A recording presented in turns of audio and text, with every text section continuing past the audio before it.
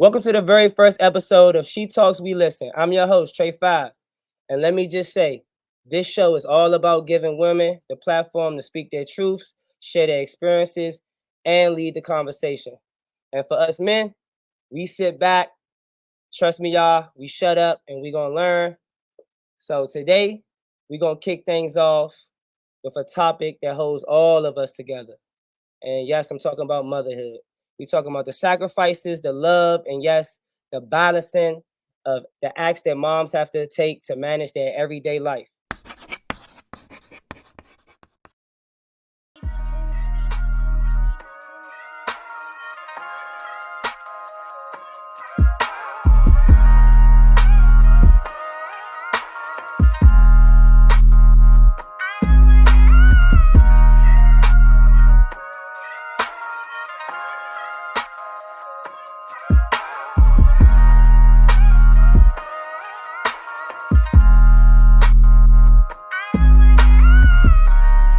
All right, y'all. This first segment is called She Talks, We Listens, hence the name of the podcast.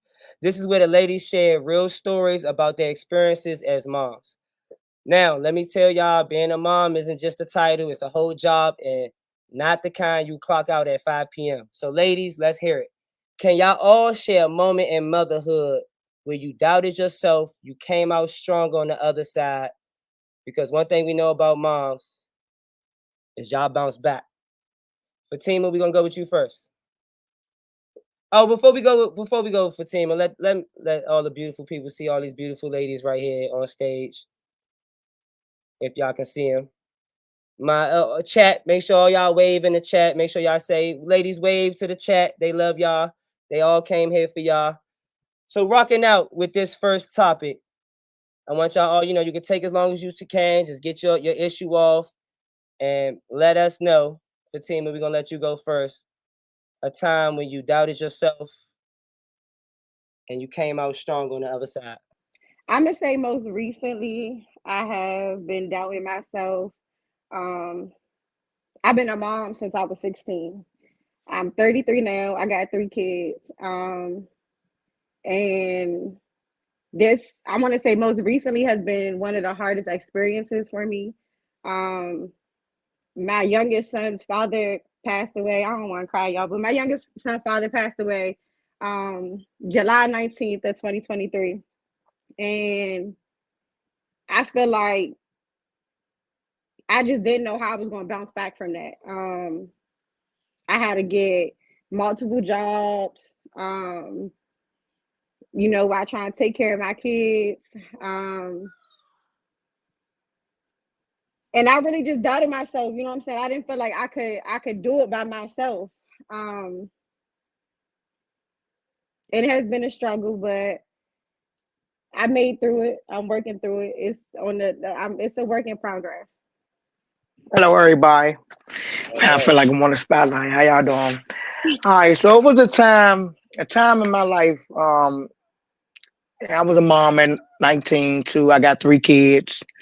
Um, and it was a struggle of me just being a single mom when I had to do everything on my own. I was young, didn't know how I was gonna get food on the table. wasn't working at the time, still in the street. Um, and was trying, in school, had court cases on top of that. Still trying to manage with these kids that I had. So for me, the struggle was I had to come up with what I was going to do for my kids. Like, I ain't know which way I was going to go. I ain't know what career setting I was aiming for. All I know was surviving, got to get food on the table for the kids by any means. So what kind of got me is when something had hit against the wall where I had to do a little time. And even though it was 45 days, but that 45 days felt like some years to me because I wasn't used to doing nobody time. So I took a hit when I did that time, and then I ain't had no way to get in contact. Like I couldn't do nothing for them when I was behind the walls. So that was what got me the most. And when I knew that I was the only one that was going to be there to do it for my kids, Even though, yeah, we got family, but there's nobody gonna do it like that mom. Like your kids, they need their mom. That would kind of hit the wall for me to kind of had to get myself together. And I'm sorry I'm all over the place because it's really feel like I got hit with it, but um, going there kind of got me together. That would kind of set me straight. That kind of I had to move fast at that point. I had to find out what I'm about to do. Jumped in the medical field at that point. Start changing my life. Start listening to my ancestors, going to church and things like that. Um, Pretty much just had to change that setting and do what I had to do. So that's pretty much that got me where I feel that I had to kind of get up and do what I had to do at that point because it wasn't nobody there for them but me. So once I started changing my life, that would kind of got me back on board with what I need to do, and then just going through life experience itself kind of got me on board and people I was surrounded by. So that's my take. What you got, Miss Carmen Kush? You would pick me. I'm in today. I'm over here about to cry and shit. Oh, that's a hell of a question. Well, first of all, I want to say that I'm on this show with mothers, and I'm a mom. You all are mothers. I'm a mom, and by that I mean how we say that it's a difference between daddies and fathers, where father is the real deal, Holyfield, and the daddy is just a nigga who shot some cum out his dick. I'm gonna take a representation for the moms. Yes, I have a child. I'm 43. I have a 22-year-old son. When people ask me do I have any kids, I say yes, one too many. And they'll say, well, how many you have? And I say one because I feel like I shouldn't have had any. I shouldn't have been a mother, and I should have been born as one of those people who couldn't have kids. Honestly, I'm gonna be representate. I'm not even gonna say and fake and lie or any of that bullshit. I'm the strongest part in all of this for me right now is owning that, like taking home and not out here acting like I'm the mother of the year. When Mother's Day comes and people wish me that, I'm saying this day ain't for me. It really isn't. Like I appreciate those who see past that and see that I did try, but I could have did better. I didn't do better. My son is now a father. It's made me a grandmother. Whew. But I'm watching. He's at the same age that I was when I had him, and he's doing a far better fucking job than I could have done at that age. And so I'm watching him show me what motherhood, fatherhood, parenthood, all that shit is. Because the only hood I was representing at that time was the hood I was fake from and all that bullshit. So I could have ruined his life, but I saved it by doing what I did. And as we talk through this the segment, I'll explain all of that. But I I'm sorry because I'm all over the place.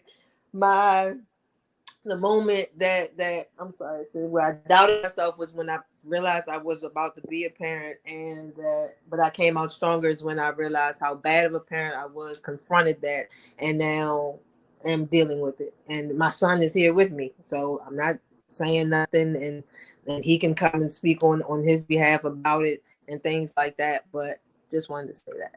So I'm a newish mom. I have two under two. Um, my son, when he was one, he had RSV and COVID at the same time, and I was just like, I'm not meant to be a mom. I can't fix this. I don't know what to do. And then my daughter, when she was one, well, she's one now. She got diagnosed with pain, which is basically a sick child, and if she ever gets sick, we have to be in hospital and things of that sort. And I'm just like, well, I don't know, can't do this. But um, they both kind of healed through their illnesses. I did a lot of research, a lot of praying, and now I'm like, anything they go through, I got. Praying is the most important thing as a mother. You gotta pray. From the time your kids come out their cootie hole, from the time they go out the house to the time they make it back in.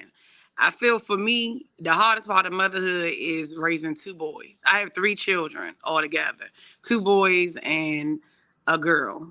My oldest is 19. He's in the Air Force. And then my problem child, he's 18. He's a senior, but he is the problem child. My daughter, she's just my daughter. She's okay. But raising two black men is probably one of the hardest things that a woman can do when she's doing it on her own. I'm not going to take from my oldest son's dad. He was in and out of jail a lot, but he do step in. It's not the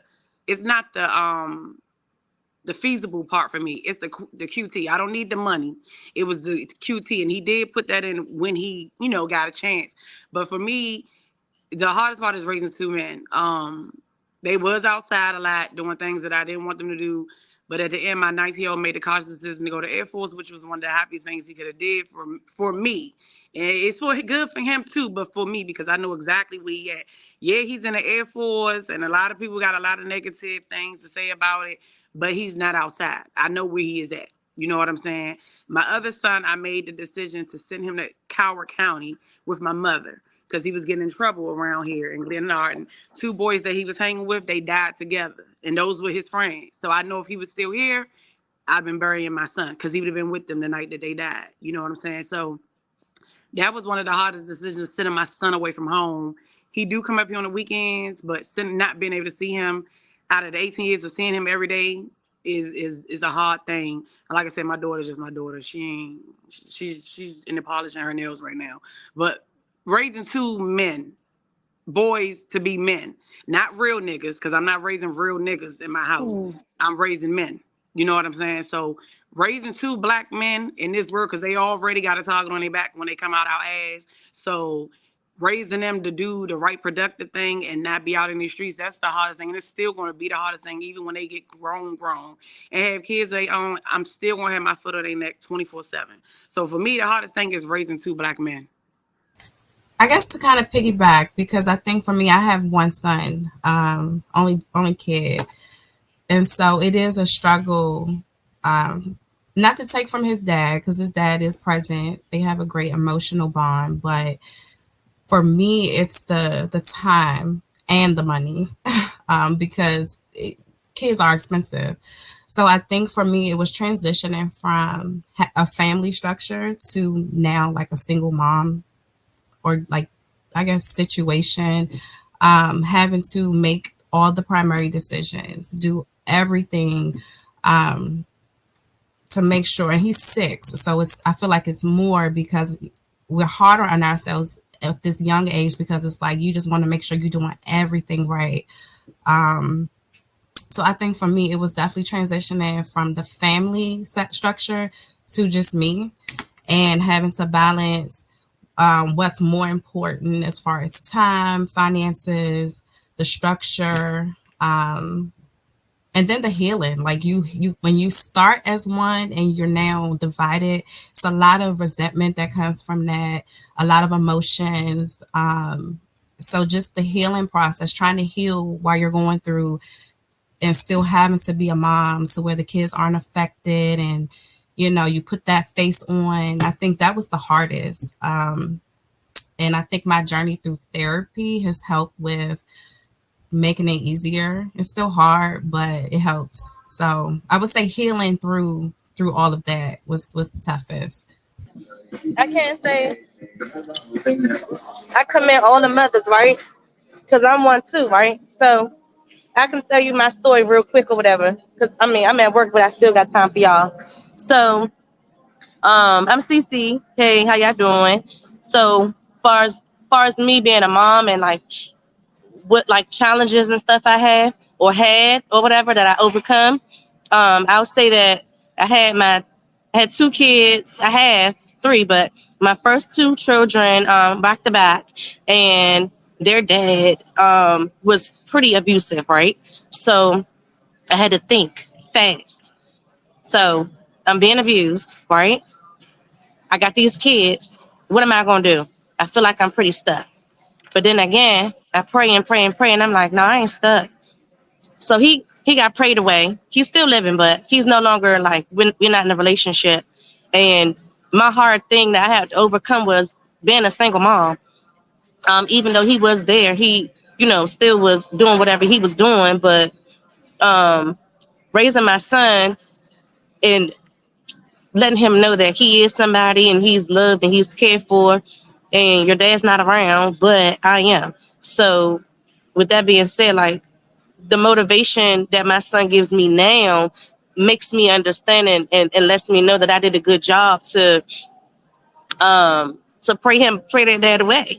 Like, it was real hard for me at one point because I had to figure out so many things. Like, I had to do the bus, I had to like ask for rides, I had to really hustle, like get my money and do a lot of things and stuff. And being able to have my son graduate from high school, and he's in Barbering school. He's about to graduate from Barbering Academy, and then after that, he's going to HVAC academy. So it's like I must have did something right, even though I was by myself. I was struggling.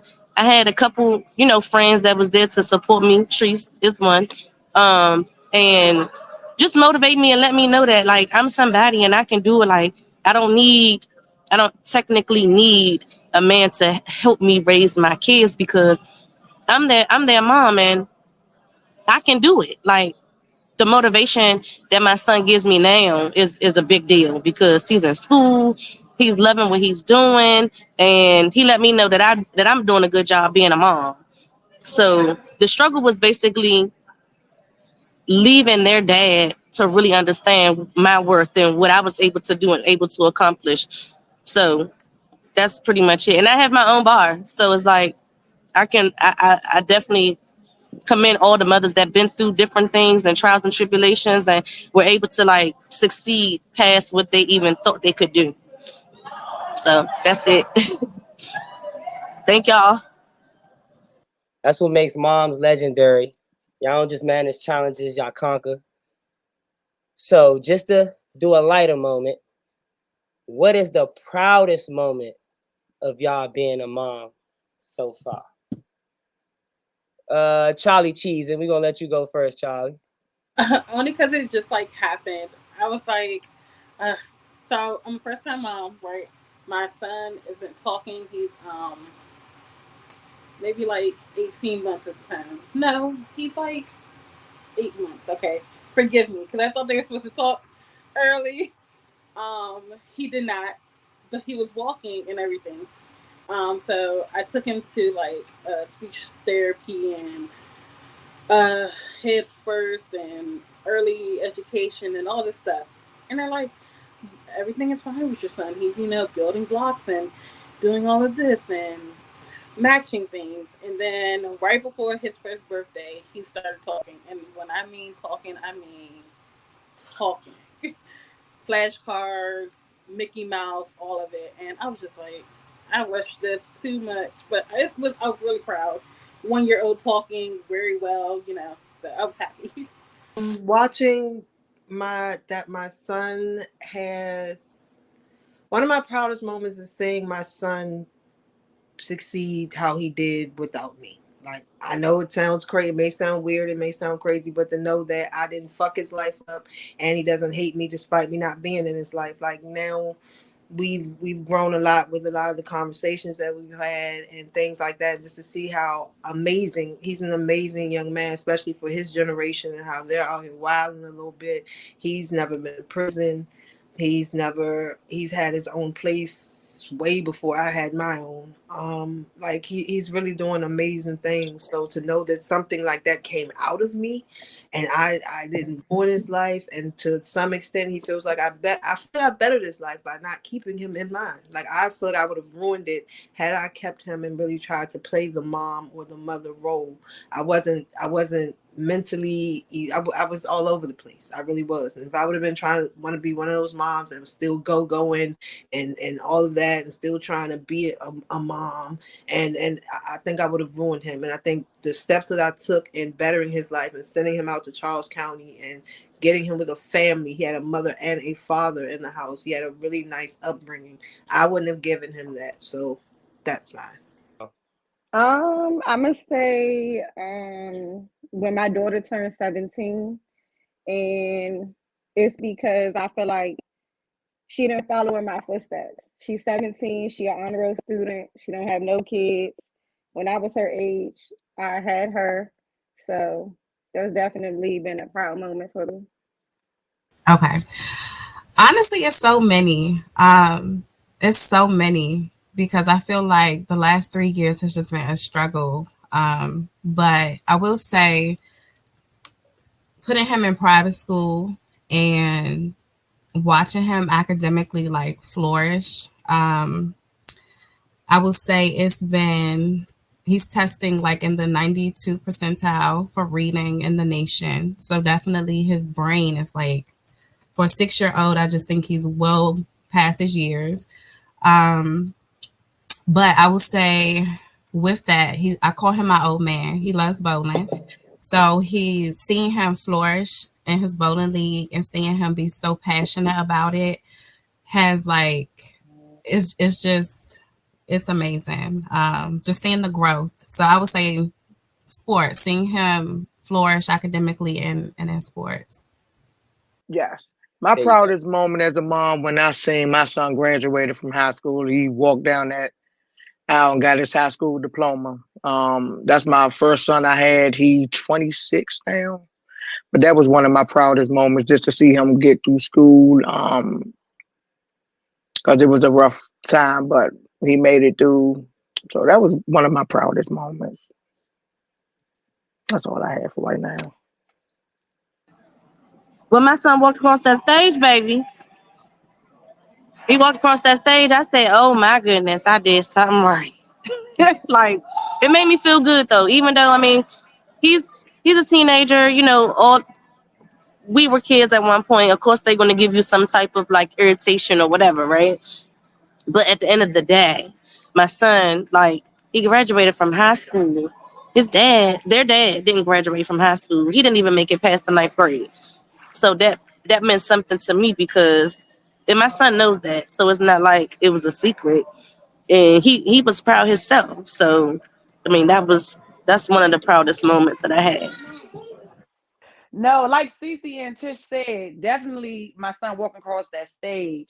But for me, the proudest moment was for me in October when I tapped my son out at his BMT graduation, basically with officially made him become an airman when he graduated into the Air Force.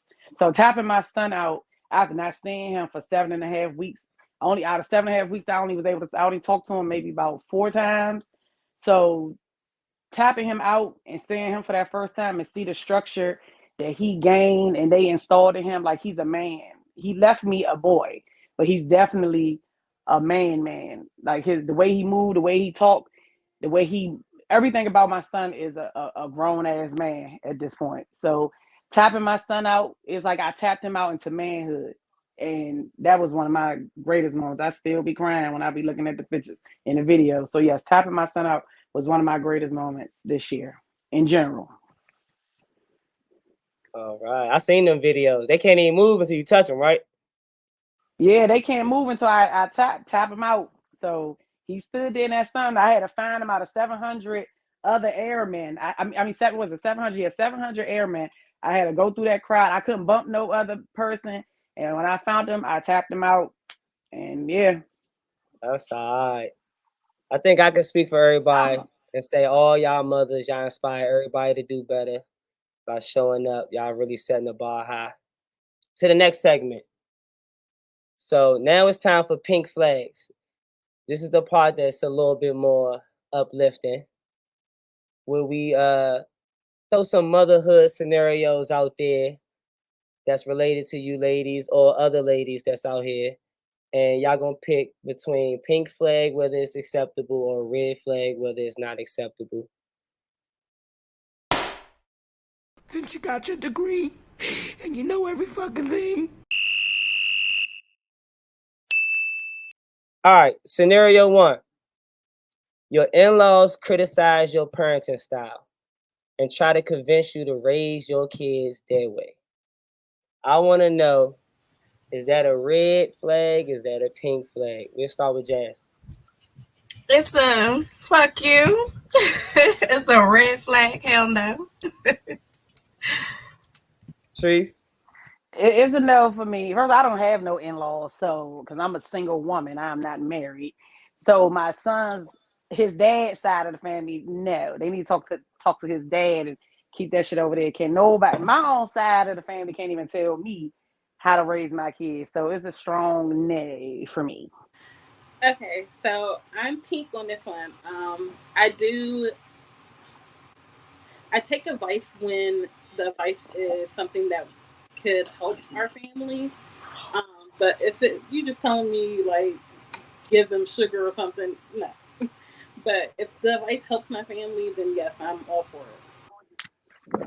I say it's a hard no as well. I mean, it depends on what they saying, but I say no because you're gonna raise your kid. I mean, it's different. We're in different time frame, so Hmm. I say no. Red flag, pink flag. I'm gonna say lavender. It's like no, I'm a, Nah, for real. I'm gonna say like Charlie says, 50-50. It really depends on the situation or the scenario. I've taken advice in situations and went against it, and so it really varies. I don't like the other young lady said I don't have any in-laws or anything of the sort, but if I had the right ones that I knew were giving me really, proper advice or good guidance, I would have an open ear. Now whether I adhere to it or implement it, I don't know, but I at least listen. I'll give them that. It's a no for me. Red flag. Red flag. I say it takes a village to raise a child. I mean, it's a new time, new day, but do you want help or not? I mean, that's what I have to say. I See, guess for I'm pink me, if then. they not to cut you off, CC, for me, if they want to help, cool. But if you ain't been helping, don't come try to say nothing if you ain't been helping the whole 19 or 18 years. Don't step in now Yeah, when I you feel like see that them too, doing right? If you good. haven't been helping, right? But I guess I'm thinking of the positive part. Like, say that the parent, the dad is around and the grandmother is around and stuff like that. I mean, you know what I Yeah. mean? Like, No, yeah, no, I get you. I just say I'm pink because my mom doesn't even like do my kids the way she did me. Neither You know none of what our I'm saying? parents do She's our like, kids like they did oh, us. let her have all the snacks. Let her do it. Don't make her cry. Oh no. Yeah, I had to the put my hand grandparents out. I weak had to now. They weak get the ruler now. to They my soft hand, now. the belt to my butt. Had to go in Yeah, timeout. Like my mother's not she's not doing that with none of her grandkids. So that's the why I said take a grandparents weak village now. because it's like I'm gonna just let her keep running on over me. Just give her the candy so she can be quiet. Then when she go to school or in the grocery store, she fall out, and then I be like, oh my gosh, you know. That's just how I feel about it though. And can I piggyback real quick? Because I agree, it does depend. But a lot of times it is like the example was your parenting style. Most of us come from the backgrounds of getting our ass taught up. You know what I'm saying? I don't believe in that. So I do believe certain things, but I believe in parenting from the heart. So when your kid has crossed the line. A tantrum to me doesn't warrant an ass whooping. And a lot of the old school parenting, that's what they believe in. So a lot of us was fucked up behind it. You know what I'm saying? Yeah, A I lot of think my mother killed me one time. I don't know. yeah. So it's I might be talking But to a ghost. yes, I also yes. feel like the way we were brought up made us who we are today. I feel like a lot of the new kids, the new generation, I feel like as parents, well, some parents want to be their kids' friends and not their parents, so they allow That their ain't kids me. to get away with certain things, and I think that's why it's just different. It's just different. Yeah, I do agree. Like I don't believe in them getting away with everything, but I feel like one of my friends, rest his soul, he told me something that stick with me to this day. He said, anytime you gotta beat your kids to get them to listen, you gotta check yourself. And that stuck with me because the reality is a lot of us whip our children out of frustration. So if you couldn't Hmm. control yourself enough to find another Right. way, we the problem. Yeah. So that sticks in my head. Now, Your co-parent believes their career is priority over yours because they make more money. Is that a pink flag or a red flag, Fatima? And I'm gonna say I don't know because when I want something, I'm a go getter. And if you accomplishing what you want to accomplish, I'm gonna accomplish what I want to accomplish, no matter if I'm making less than what you making.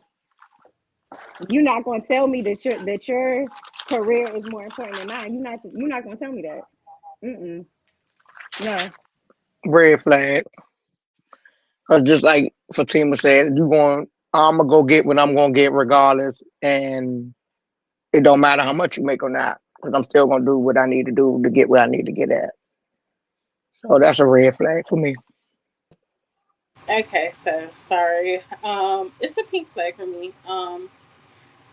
I think I am married with the two kids, and we have other kids also. But in our household, we discuss bills and finances and everything. Now, if he is saying that his job is more important than mine and take priority, and I can't work, then that's something different. That's the red flag for me. But if he's saying that, hey, I need to do this and this, and you can help more around the house or things of that sort, then that's different if it helps our dynamic as a family, you know, however that looks. Um, I'm never gonna, stop working regardless. But if he's making more, it makes sense for him with our young kids right now to work more, if that makes sense. But yeah. Hey ladies, definitely a red flag. I think every relationship has a role, so it might be the person that has the career at the time more high paying, they play their role, they make the money, they bring it home, but the person that's home with the kids will play their role, and it's a switch off. I think ultimately it's just what y'all communicate and what works for you all, but nobody, just because you make the most and you are working the most means that you trump everything, because kids are a job in themselves. They have to be fed, they have to be taught outside of school and dressed. So it's a balance, but it's it's based on what works for your relationship ultimately. Um, do it. No. Well, it's a pink flag. No, it's a who said lavender earlier? It's a lavender flag. For me, because when it comes to my sons, when the kid live with you, you automatically really do more. It doesn't matter if the the dad. I'm gonna use it doesn't matter if the dad makes more. Well, now we don't live together, but my kids live. Well, they was living with me. My daughter's the only one here now. She lives with me, so automatically, regardless, her dad is definitely 100% full time, and he do a lot. He's a great dad, and he probably do make more money than me. Well, I mean, he give me all his money, so I probably make more money than him. But it's it, if the kids live with you, you do more. That's how I look at it. If the kids live with you, you do more. He can make 100,000 a year, and I can make 70. But I guarantee you, I probably still come out of my pocket more. I do more doctor's appointments. I do everything majority of the time because she lives here with me. So I'm gonna give it a pink flag because it doesn't bother me. But I just feel like if the kids live with you, you do more for the kids anyway.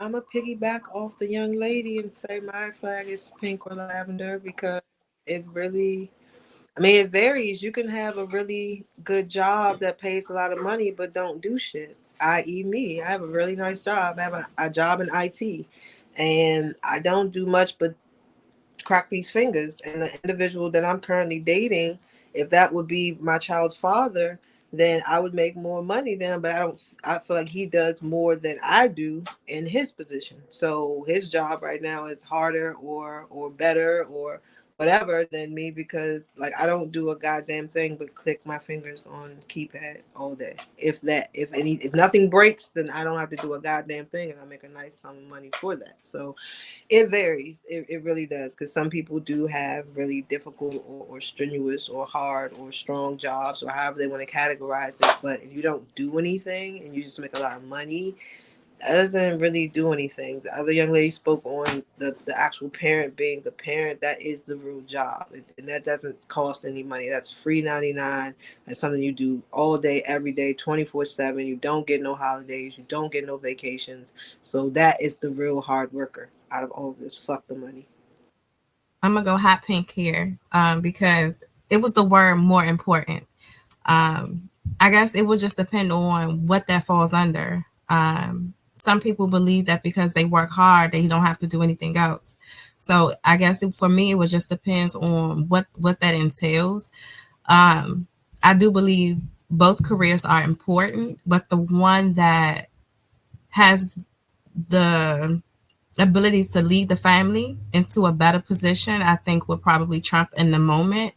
But I'm for taking care of home while and supporting you as long as it's a return once we get you up. Because I'm very career driven, so that's important for me too. Definitely hot pink right now. That's it. Okay, so your child comes home and says, "Why do you always miss my games or my events?" Other parents are there. Is that a red or a pink flag to you as a mom? We'll start with you, Jazz, since you went last. Definitely a red.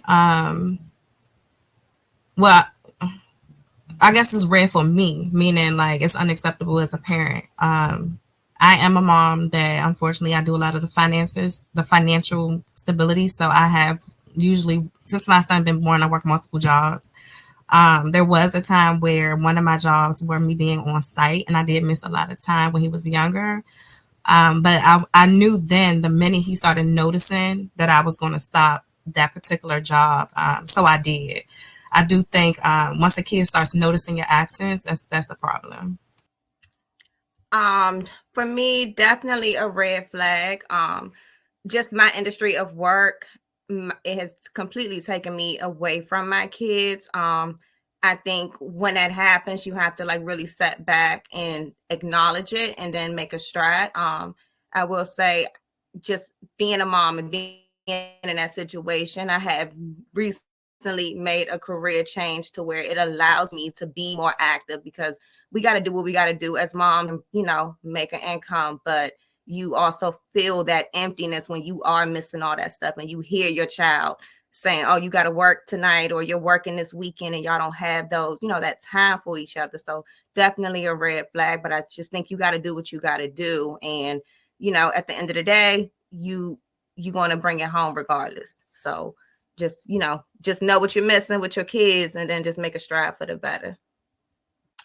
I never missed a game. So I mean, I'm supposed to say pink because I've never missed a game. I've been to every football track meet. I don't miss I don't miss anything.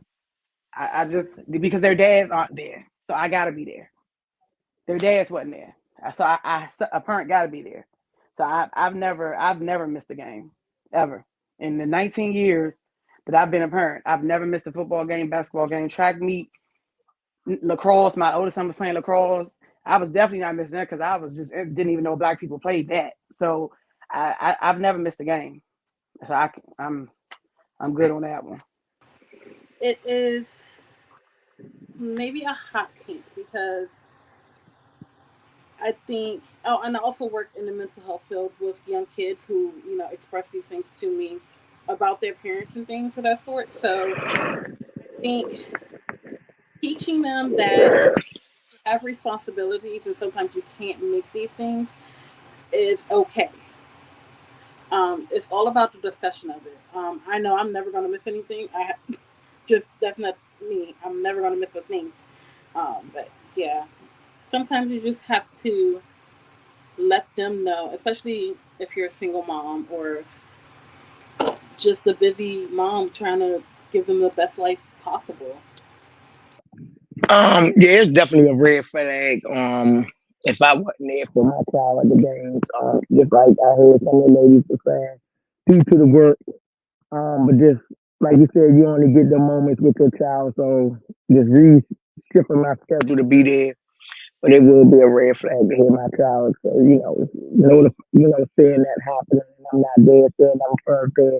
Can't even imagine how I feel. So I'll be trying to do your mind for the things just to be there. Because again, the kid you only get that one time with the child as they growing through life. So Well, as a woman who's missed pretty much her child's whole life, I'm going to say it's a red flag, and I feel horrible every time I look at the pictures of soccer meets that I missed and other events and things that he partook in. So I'm going to say a red flag. I'm like the biggest red sign. I'm like a fucking used tampon over here. I'm red as shit. So you shouldn't even ask me.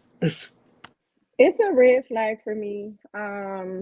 My son's been playing football for the past 3 years now, and this year was one of the first times that I was working two jobs. I was working 7 days a week, and I feel like I missed a lot of his practices and the games, um, and it affected him a lot. So it's definitely a red flag for me. And it's not something that I normally do. This was the first year, and it did take a big toll on both of us. Your boss expects you to work overtime during holidays, birthdays, kids' birthdays, no budging, right? Knowing you have kids and special events, is that a pink flag or a red flag as a mom in that employment space? Definitely a red flag. I've definitely experienced that in my career working in the retail field. Even as a leader in the building, with holidays coming along, they just expect you to be there. And me as a mom, I would say the best thing I did was always be the leader in the building, just to make sure that I have that leeway to kind of be there for my children. But I would say recent time after COVID hit, it's very demanding. So I just made the change to get out of that industry and be there for my kids. I don't believe in being micromanaged. I believe my kids come first, and you just have to, put the work in, do the time, and find something that works for you as far as work life, home life balance, and what comes first. And that's the kids at the end of the day. My time is really important. Thank God I'm the boss, so that ain't gonna happen. I run two group homes for adults with substance abuse issues, so I do the schedules. I do the yes and no's. You can be off, you can take off, and I'm very sympathetic with my mothers that work at my job that work for me. If they need to be off, because I understand, I'm letting them off. I'll go in and work if I have to, but I don't have that issue. I mean, I wasn't always running. I've been working there now for what? I've been running the two group homes for 15 years. So there has definitely haven't been an issue, but I always before then, I let them know when I started working somewhere, look, I got two kids. When football season start or this season start, this is what it is. I don't do any job that calls me to work after 5 o'clock. I would never. I'm not, because football practice 6 o'clock. I let it be known. I don't work on weekends. So I've always worked in the offices. So anything I worked, it was 9 to 5, Monday through Friday, except that one time when I was 16 working at Wendy's, but I only worked there 2 weeks. I quit. That don't count. But other than that, no, I don't have that issue. I make my own schedule. So, but if I did have an issue with that, I don't know. I think that when I see kids, they look for their parents. Like they look for their parents to be Mm-hmm. there. So because it means a lot, and I've seen kids, cry or feel a kind of way, especially if it's a big game that was very important. I've seen it even down to October when we did the thing for my son in Texas when we tapped him out. It was people in his squadron who didn't have family come, and that was a very important moment for them. And because my son was there, he was able to tap his friends out, and I was able to tap two other guys out because they didn't have family there. So for a child to not have the people that mean the most there for them, it will bother them in a way. Sometimes kids don't say it. They don't, because they don't want to hurt their parents' feelings. People forget kids be worried about their parents too. They care about their Mm-hmm. parents, especially their mothers. Boys love their mothers. I don't care. It's like we don't do no wrong in our son's eyes most of the time. You know what I'm saying? It don't matter. Boys love their mothers, kids love their mothers. And that's just, even a young lady on here that feel like she would have messed her son's life up, he still loves his mother. He right there with you right now. So he loves his mom. You know what I'm saying? So I couldn't do that unless I literally had to. I be thinking at some point my kids probably didn't even want me at the games because I embarrassed them, but I'm gonna be there. So I couldn't work a job that wouldn't allow me, especially if I let them know ahead of time that this is what I need. Because I mean, you need me too. Just like I'm trying to get this job, you need me too. So let's work together. So if a job told me that, it would be a red flag for me. Well, like the other young lady said about not having that issue, because I'm like a team lead, so I know schedules, I know my schedule, and then telework, so I can just take my laptop and go where the hell I need to go. But if it was a position or a job where I couldn't, then yes, that's a red flag. And much like the other young lady said, I would let my job know ahead of time that no, I can't work these days, this time. I'm here. That like no, it got to go this way, or I can't. Fuck, it's that simple. My kids that act like that. That's a major moment for them. They want somebody there to support them, especially if they have other people on their team, their parents or their families there rooting them on, and they have nobody. Like that's kind of fucked up. So. Hey, yeah, definitely a red flag. I agree with the other ladies. I should be able to, have a job and just like they said, explaining it ahead of time. Summertime come, kids out camp. Football games and single mom stuff. So I agree with them with that. It's definitely a red flag.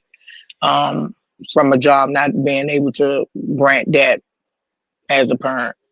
So that's a red flag. I agree. It's a red flag. Yeah, if I can't be here for my kids, for their most important things, the birthdays, the doctor's appointments, things of that sort, I'll just find me another job. Yeah, it's definitely a red flag. Yeah, like Tanda said, the transition. So I come from IT background, 13 years, and it's very demanding. There was no work, no balance. And during the pandemic, I transitioned into HR so that I could be more present. And then recently, my son had a performance at school, and I literally saw him looking for me in the crowd. So to be able to be there, um, it's yeah, it's a red flag. I actually ask those questions in interviews because if they can't accommodate those things, it's a no, and I will quit on the spot. I agree with the other moms. It's a red flag for me. Thankfully, I haven't had to experience that in years. But if I did, it would definitely be a red flag. At the end of the day, I feel like a job you can replace the job. It's always going to be there. But your special moments for your kids, those can be once in a lifetime things. So it's a red flag. Your co-parent don't contribute equally to the parenting responsibilities because these Negroes is saying you're the mom and you should be able to handle it because that's your role. Ooh. More traditional guys, right? And even for the ladies who have non-existent co-parents, what about the guys y'all dating that are in y'all children's lives that feel like y'all the mothers and y'all should take on the more traditional role and take on majority of the parental responsibilities? I was as well because y'all was just saying so much in my head. Now I don't want to say. That's definitely a red. That's definitely a red flag for me. You know, um, I just can't have that. I mean, we as a I got to we got to work both ways with this. It's not no you around and everything on me. That's not gonna work. Mm-mm. That ain't gonna work. Now, I do believe that both parents have their roles in parenting, but that is a red flag for me.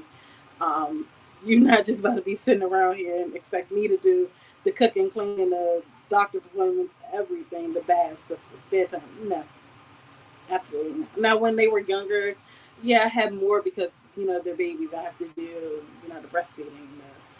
Yeah, but no, absolutely not. That's a red flag. I mean, I'm not gonna say thank goodness, but thank goodness my kids' dads was raised by single mothers, so they understand. So they ain't coming out their mouth talking about some. Well, you the mother, you supposed to. No, it's teamwork. It's teamwork over here. Teamwork. It's better to see for the kids to see both parents making an effort to do thing and not dad just let mom do everything, because if they just see that mom doing everything, they gonna get that reaction from their kids. Nigga, my mother did everything. So nah, if a man thinks that, or any dude that I decide to deal with think that, then yeah, that's a red flag. It's a no go for me. All right, I'm a little torn, and I'm gonna tell you why. I'm a very hands-on mom. I want to do a lot of the things that involves my child. I think for me, it's the expectation to actually say that shifts it. And I feel like a lot of guys that have that mentality still don't hold their role as a provider. So that's to me when it becomes a red flag, because it's like, okay, you just don't want to do nothing. But I actually do almost everything and enjoy it. So I think it's the audacity to say it that makes it a red flag for me. That's it. Oh, well, yeah, that would be a red flag for me. I wasn't brought up in that energy, that environment. All anybody, any families that I was amongst or had to coexist with, there, whoever they were dating, fucking, ducking, whatever. Like it wasn't rocking like that in my family. So I didn't witness that. So I'm not going to accept that. That's like, you knew when you came over here what was rocking. If especially if it's off some you coming into my life. If you the actual parent, motherfucker, you definitely nah. I held this for 9 months and you think you just gonna chill? Like, no, I already did 9 months and you was free. So you 9 months behind the scenes. So you over. I should let you do the first 9 months. Besides if I breastfed or something of that sort. But and even now I might have pumped the titty milk and let you feed. Like seriously, I don't know. But yeah, no, that's thumbs down. And just to piggyback off Carmen real quick, um, I I guess it's situational. I don't know how deep this question is going as far as what that means. I do believe that mothers have a role that fathers do not, and vice versa. So that's kind of why I'm torn. I guess it's the depths of the question on how deep we're going to go with this to determine like red or pink. So just to throw that out there. I'm gonna kind of piggyback off of the young lady who just said she doesn't know how deep we gonna get into this conversation. Um, so I have two children. I got two baby dads. We gonna call them that. One is non-existent, and he's non-existent because, like I told y'all, my one passed away, but the one is non-existent. It was a time where he was going through a lot. And I don't even want to say he was going through a lot, but he was going through whatever. He didn't have, or he felt as though he didn't have what he needed to take care of our son. Um, and I feel like as a mom, you gotta keep on a face. And I think someone said it earlier. You gotta keep it going. No matter what we going through, we gotta be there for our kids. We gotta do what we have to do by any means necessary. And I feel like as a dad, it should be the same. It should be the same thing. Whatever you got to do to take care of your child, you should do it. You shouldn't leave all the full responsibility on just me, and you're not taking on anything. And that doesn't necessarily mean like financially. My son's dad lives 5 minutes from us. Um, it's very hard. I know someone said it earlier to raise, a brown boy. Um, it takes 5 minutes for you to spend time with your child. Again, it's not financial, but I feel like some men, for example, with him, he'll say, "Well, I don't got no money right now. I can't buy him nothing right now." That doesn't mean anything. Come spend time with him. Come play basketball with him. Um, so yeah, I don't know how deep we're gonna get into it because I could get real deep with this one, but I do feel like a lot of men do. They leave, and especially if they know you a strong woman, they know you a mom that's gonna make it happen. I feel like they do leave it up to you to feel what they can't do. I would say I'm gonna keep it short and sweet. It's definitely a red flag. It doesn't matter how you're contributing, just contribute. For me, other than money, that is very, important. Your kids need what they need, but just being there for your children is ultimately the end goal. I've looked up when it comes to the father of my kids. He's there, he's present, and that's all I can ask for. So if I was receiving the opposite of that, it'd definitely be a red flag. Y'all wanted to go deeper in what color flag this was on men having these type of expectations on mothers? Well, I'm gonna just say this real quick, ladies. It was nice meeting y'all, but I'm about to start driving, so I gotta pay attention to the road. But Trey, I know you, boy. Bring me up for the next podcast. I enjoy speaking with all you ladies, and I hope you guys a happy new year. Have a happy new year, a great year. 2025 ain't no playing, no games. If they want to be there, they want to be there. If they don't, then you know what? Fuck them. Other than that, good night, ladies. I love Good night. everybody. Good Bye, y'all. Good night. Yeah, I do kind of want to elaborate. This is a really good topic. I feel like I don't. I think it's I think it's subjective. The term equal. I don't think it's an equal thing at all. I think like someone said earlier, the mother normally naturally we do the most. Even in a lot of households, the woman's carrying it as far as the upkeep, the balancing of they may not be paying, but they making sure they balancing the checkbooks. You know what I'm saying? Simple as enrolling kids in school, choosing doctors, making sure that they're on schedule with the doctor's appointments. I don't think that it is an equal role. I think that it's a vital role. Each role has something vital that has to be present to bring the balance. But I don't think it's equal, period. And so that's why I said it depends on how deep we're gonna go with it. Because women naturally we carry the most anyway. Starting from the minute we create them. So, yeah, that was a really good topic. I definitely appreciate the honesty, ladies. These scenarios aren't just flags, they lessons on, what respect and partnership should really look like. Let's take that energy into the next segment. Women of the culture. This next segment is one of my favorites, Women of the Culture. This is where we celebrate all type of young girls and women in the culture that's making waves, setting examples, and showing us what leadership look like today. So today we highlighting someone that proves that age has nothing to do with impact.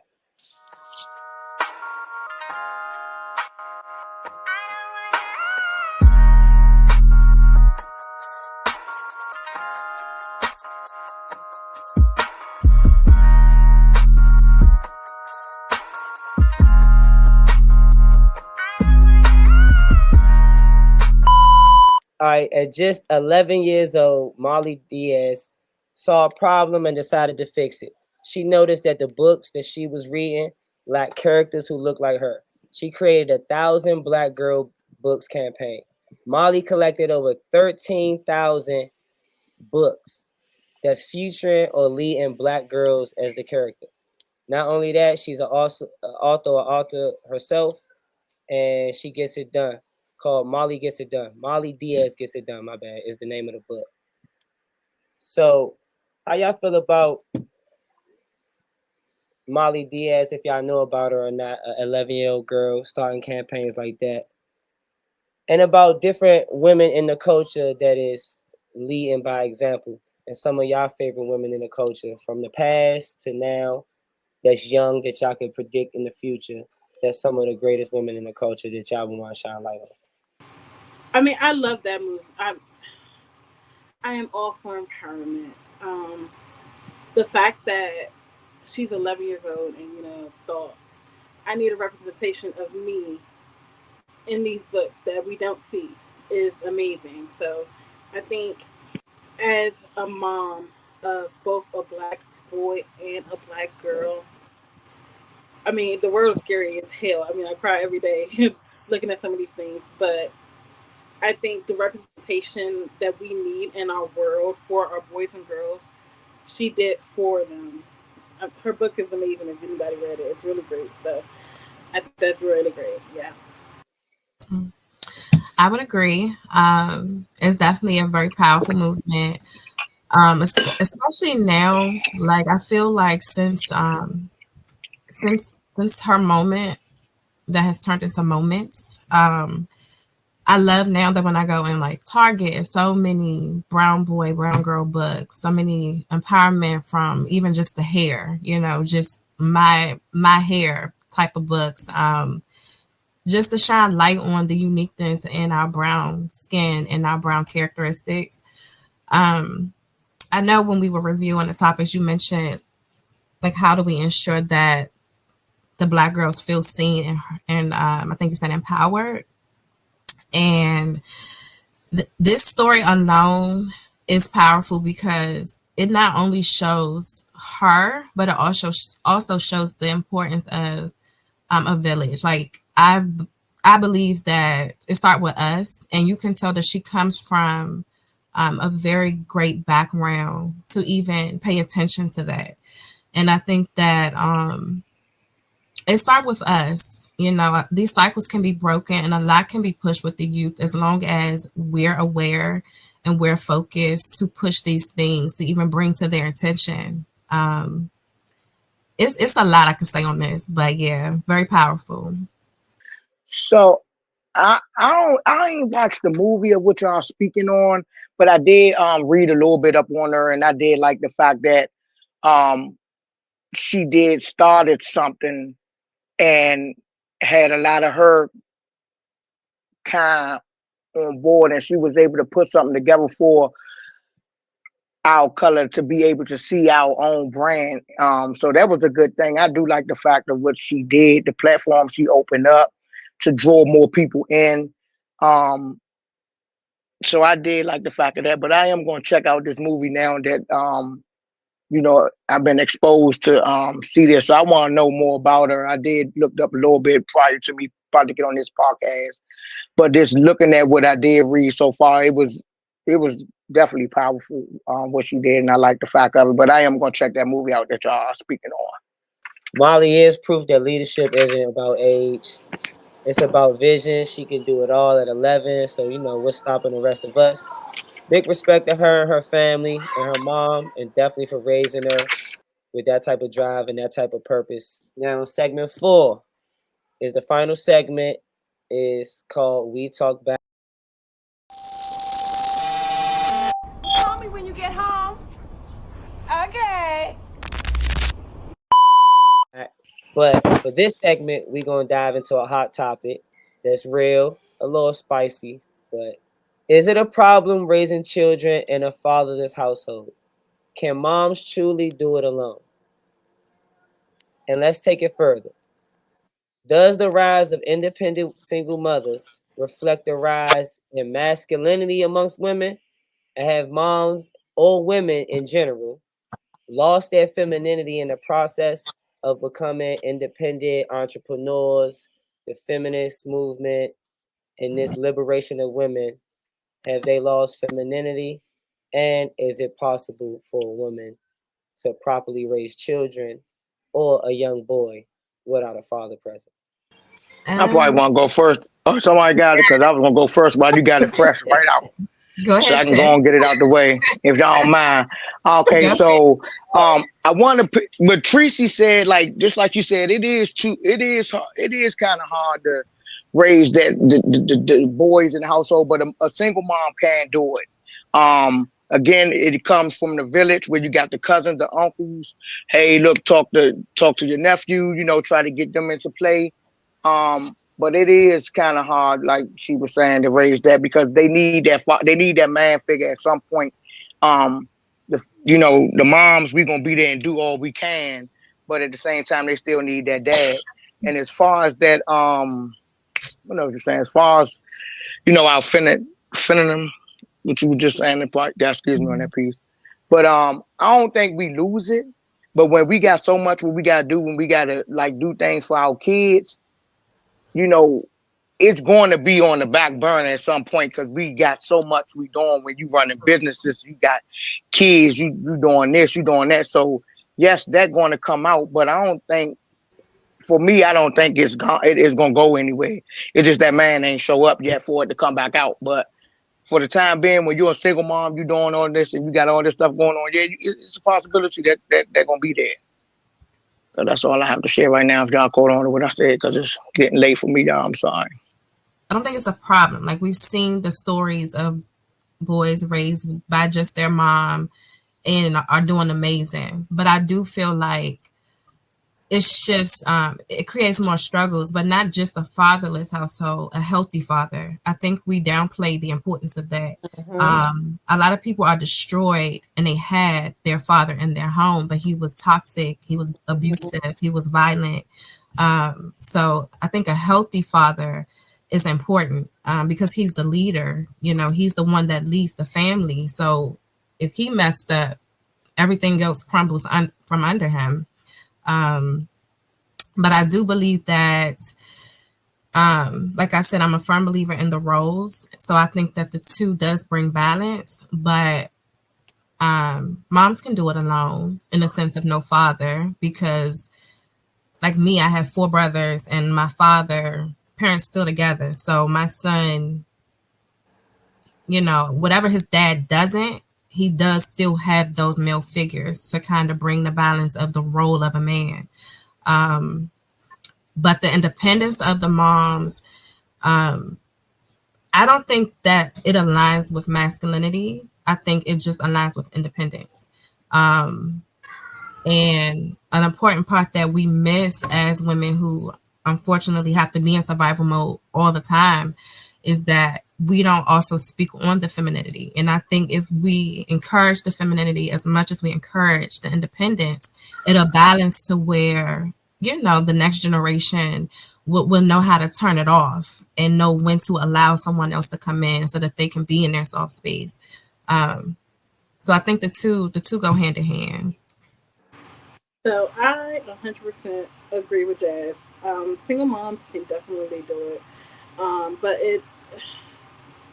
you have to have some type of role model for your son.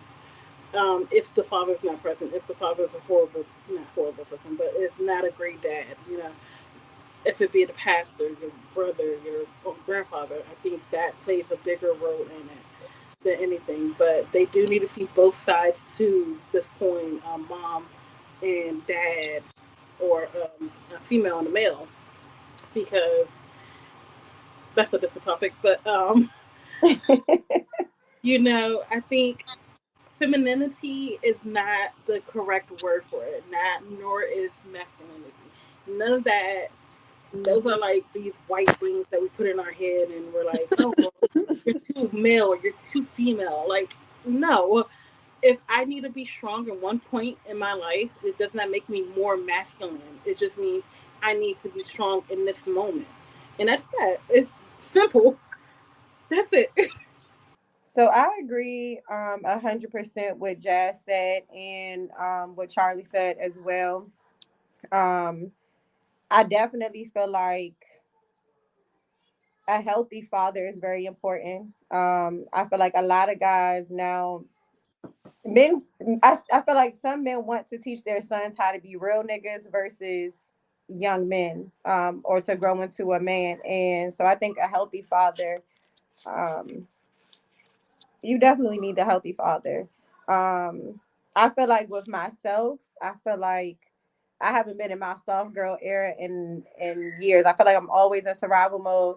I feel like I just got to be that strong one. I got to be that strong person for my kids. I pretty much agree with pretty much everything everyone already said, so I'm not even going to waste any time. I do agree that a healthy man, father per se, but if not a father, a healthy male figure or role is displayed in the child's life so they can see that. I would hope that it could be their father, but if not, then someone in the family. And I came up that way. My dad did 17 years of my life in the feds. So I had my uncles, my older cousins, who I still call my uncles because I was too young to just call them by their first name. I had my older brother. I had, I had just other male fit, and they played a major role in my life on how I view men and things like that. And so I agree with what pretty much all the other said. So everybody's pretty much in agreement that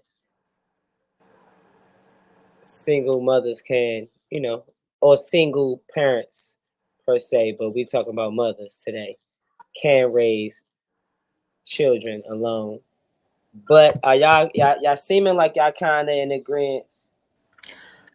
I definitely think we can take it back to it takes a village. I'm a woman. I cannot teach my son how to be a man, nor do I want to. So I think just having a village and having a father figure or just a God-fearing, respectable man in their life is like definitely, key.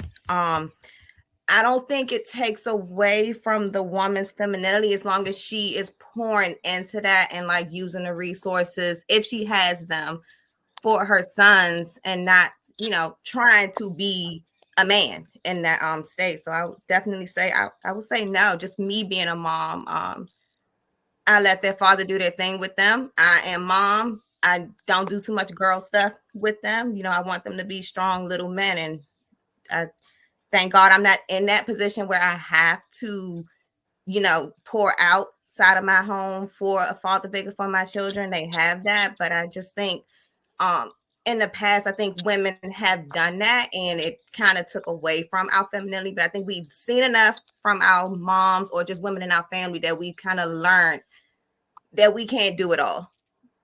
So I would definitely say, not for my role speaking. So can I add something to that? Yeah, this is the time, for the nuance and y'all to, share y'all thoughts together. So I personally feel like if you're not in the situation, I kind of feel like it's hard for you to answer the question. I don't even want to say answer the question, but I kind of feel like it's hard for you to understand because I feel like as a single mom, I can raise my son. I feel like I can raise him to the man that I know he can be. What I will say is that, and I was actually just talking to Tish about this earlier. I can't fill the void that he's missing from his dad, but I feel like I can teach him and groom him into growing into a young man. But I know I can't fill the void that he's missing from his father. But as a single mom, I feel like I can definitely do it. I feel like single moms can definitely do it. Yeah, I agree. And not just on a feeling, we see it. Like we see a lot of success stories, even basketball players, football players. It's the moms that's running to the field. It's the moms they praising in these speeches. It can be done. Um, it can be done. Now, again, like I said, and the same thing as Panda said with the village, like I feel like that's key. Because we don't know it all. It's generations before us. It's things that we don't have the exposure to. So having, like for me, when it's lack, I got my brothers, I got my dad. So it's the village. I think it takes the village to kind of pull it all together. But as the educators, the nurturers, the brain behind the self-love and walking in your steps, as the mother that teaches these things to the child, I think that we are equipped to steer them the right way. Mm-hmm. Now, like she said, it's the void. I feel like it's the void that steers a lot of children against their teachings because it's things that they're not healed from. It's things they don't understand. A lot of parents don't talk about it. They sweep it under the rug. They shushing the kids up. They can't express themselves, which is why I'm big on the safe space, not only for me, but, my bonus children too. Like that safe space is important to me because I feel like a lot of us are in our 30s and our 40s still fighting childhood things that never got resolved. When the reality is, it really could have carried us a long way tackling it then. So like my 6-year-old, even though, co-parenting isn't at all what I thought it would be, my son has a mentor, he's in therapy and he's 6 and I'm starting that now. So I feel like it's the resources we have now to really to pull it together, even if we to be forced, like I wouldn't choose it. Don't get me wrong, I would not choose it, but I feel like we have the resources to redirect it into a positive space. It's like over, they say over a little bit over 15 million single parent households led by women. I And all of believe the it. single parent households is 80% of them is women. Damn. Those are some real questions. And I definitely appreciate how open everybody was in addressing them. And at the end of the day, moms make it work, whether they doing it solo or they doing it as a part of a team, which a lot of y'all illustrated part of a village. So definitely respect to all women that's raising young girls and young boys out there, whether they are part of a village or they doing it solo. This was an incredible episode, and I couldn't be more thankful to all my panelists, the ones that was here, the ones that left, people that came in, came out. This was our first episode. I'm just really trying to get it together so y'all can be comfortable having a village to have these type of conversations. Come here weekly, bring these type of conversations. I heard a lot of talk about therapy and certain type of things. This is another sense of therapy, a platform I'm trying to create to get all type of young girls here, the elderly here. A lot of people work a lot. A lot of people got a lot going on with their families. So we always can't touch each other and talk to each other in the physical. So I'm trying to create a space virtually to where we can give a little hour, 45 minutes, 30 minutes. Who knows how much time you got, you know what I'm saying, during the week to just come in here, let it go, talk about certain topics, get whatever you feel like you got to get off to your virtual sisterhood. She talk, we listen. So if y'all want, before we go, y'all can shoot off any topics y'all want to say before. Definitely thank everybody in the chat. It was some stuff they was trying to say. I'm sorry, y'all. I'm trying to get good at multitasking and reading what y'all saying. But the key factor of this is she talk, we listen. So maybe I might put some of y'all comments in the comment on YouTube. But it was about the ladies on the stage. So anything else the ladies on the stage want to get off y'all chest before we wrap it up? No, I'm good. Thank you, Trey, for even having a platform like this. That's Yeah. a rarity, like for a man to allow women to come up here and voice our opinions. What is it? I know. Kids for the like that. This is amazing. This Mm-hmm. says a lot about manhood. Like you're in that one that small percentile where they say like Mm-hmm. 99.9%. You're in that 0.01% of man that would do something like this. So thank you so much. Yeah, I agree. I feel like I always say we're so divided now, man and woman, and I feel like understanding is like the key to break this cycle of what's going on now. Um, Even with parenting and co-parenting, it's important to feel heard and understood, and understand we don't have to agree. Just hear each other, validate each other, and find the middle. So I appreciate it too. And you know, I pops my shit, so I'll be ready. I think we should touch on a topic that Jazz had mentioned a few minutes ago in regards of sweeping things under the rug, and just with the Black community getting into therapy. Um, I have been against that for so many years because I feel like when I was a kid, that was not an option for me. It was always what happens at home stays at home. We don't discuss anything outside of the home. Um, but now being an adult and having my own children, I think that it is something that is needed. Um, but a lot of times we just don't know how to go about it. And the crazy thing is I'm in the medical field and deal with a lot of children that have behavioral health issues. And I don't know how to go about certain things. It's needed. I'm an advocate for it. Trust me. I think the majority of people have some type of trauma, and I think that's what keeps the cycles going. And so when the minute I found out I was pregnant, I did a lot of reading. I did a lot of everything just to kind of break cycles and just be a little bit ahead So we can always connect. Like my son, he's with this program, and mainly because of our Black boys get labeled a lot, and even if what they're saying is true, I think we lack education on management, and it's like they're born into a stigma. So yeah, I'm a big advocate for it, for sure. Thank y'all. Half of y'all my blood, a lot of y'all my family blood or not. I knew y'all so damn long. I'm definitely grateful y'all came up here, poured y'all soul, shared y'all stories. We just gonna grow from here on and on and on. Show people in our culture.